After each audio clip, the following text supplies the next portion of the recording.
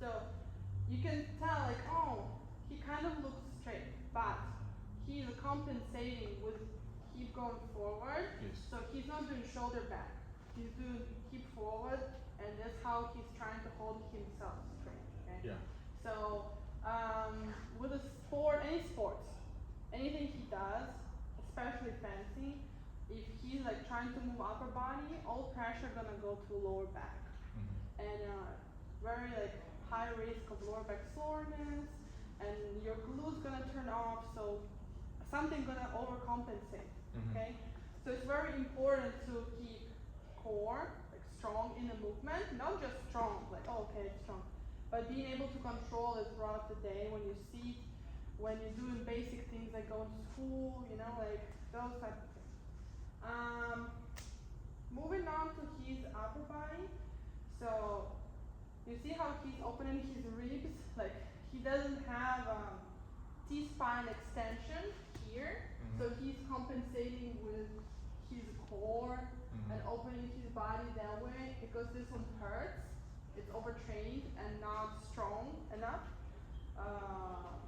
He's trying to compensate with other things, and his arms are pretty weak compared to the sport he does. His arms need to be way, way strong, especially posture.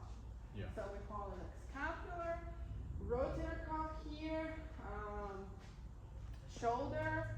So everything over here should be strong so he can do movement from his back, which is gonna be stronger, not from his neck. Yeah. Okay. I think you noticed that Exactly. probably he's doing like this. Exactly. And then he cannot come back because no core. And it's, the good thing is that all of it is very fixable. Okay, so you can fix it all. You can be way stronger. You can be better at your sport. You can enjoy your life, enjoy your youth time, and get better results for your sport. Okay. So the most important thing is to identify it, know what to work with. He's very, very overtrained, very tight, not enough range of motion. We call it range of motion when you not just flexible, but when you have a strength from this range of motion, specifically for his legs. So left one tight, but right one for hip flexor extremely tight. That at the point when he doesn't have a power from it. That's I think I don't know if you noticed. Maybe he's slowly decreasing his performance or no. But if he continue with the same amount of trainings and no support, it will slowly bring him down. This is why a lot of kids quit because they're like, oh, I'm not better and I don't enjoy it anymore. They try, they think, oh, I want to do better, but the body just don't move, you know. That's why I mentally give up.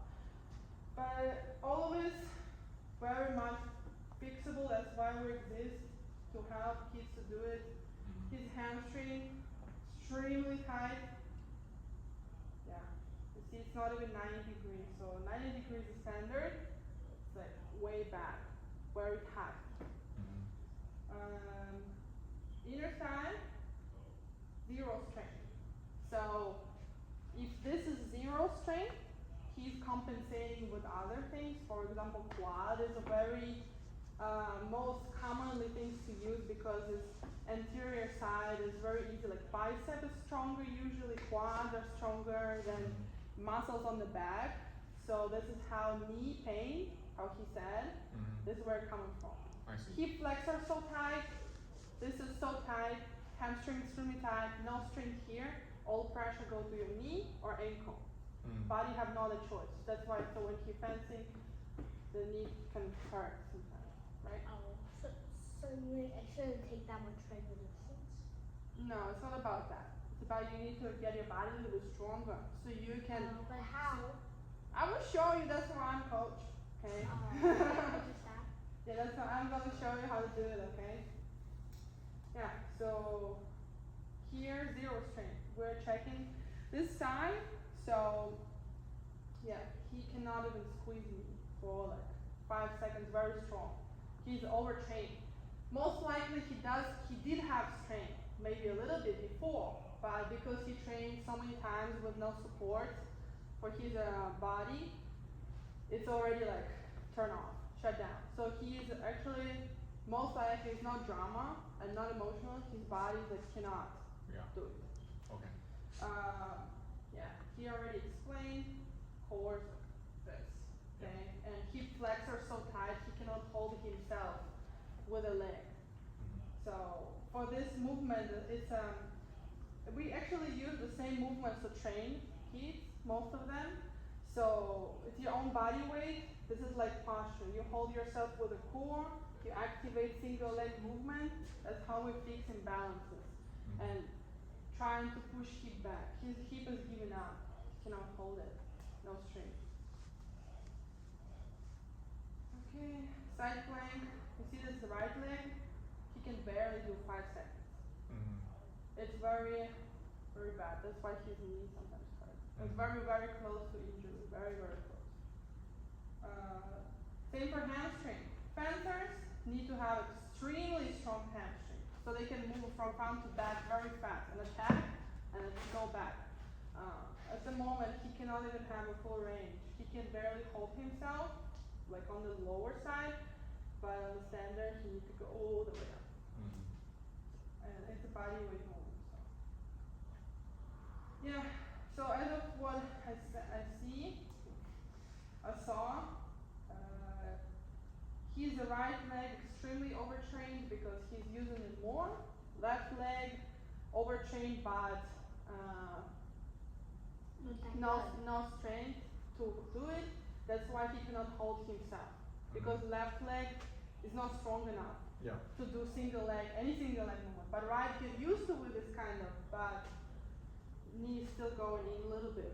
Because glute medius here is so tight, because usually kids don't train it or don't stretch it, and it's like this. No strength here, it's pulling the knee in. That's how all pressure go to joints.